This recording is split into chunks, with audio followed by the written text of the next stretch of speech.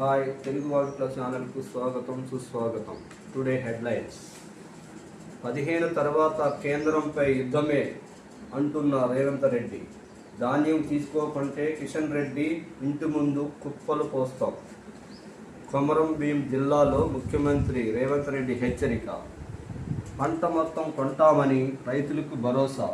September 17న మరో 1,00,000 గృహప్రవేశాలు చేస్తామని వెల్లడి. మళ్లీ ఉద్రిక్తం. ఇరాన్పై అమెరికా వైమానిక దాడి. గూడు వచ్చింది, గూడెం మురిసింది. కొలువుల జాతర షురు. నేడు 280 పోస్టులతో 3 ప్రకటనలు. వారం వ్యవధిలో మరో 3. ఇక నెల 2, 3 లేదా 3 ఉద్యోగ నోటిఫికేషన్లు అంటున్న టీజీపీఎస్సీ చైర్మన్ బుర్రా వెంకటేశం వెల్లడి. తొలి 10లో 3 మనవాళ్లే.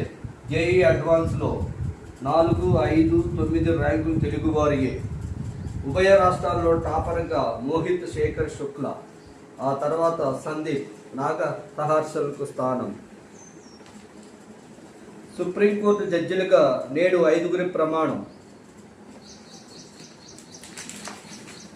2 రోజుల్లో హెల్త్ కేర్ ట్రస్ట్ ఉద్యోగ సూచనలతో విధి విధానాలు రూపొందిస్తాం. 10 రోజుల్లో ఈహెచ్ఎస్ అమలు. భార్యాబిడ్డలిద్దరూ ఉద్యోగులు అయితే ఒకరి నుంచి వాటా తీసుకుంటాం. మన వాటా మనకు దక్కాల్సిందే. ఎగువ రాష్ట్రాల్లో ముందస్తుగా సమన్వయం చేసుకోవాలి.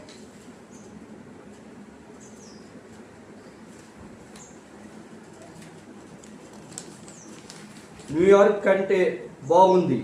హైదరాబాద్ మెట్రోపై బ్రిటన్ వాగ్లార్ ప్రశంసలు.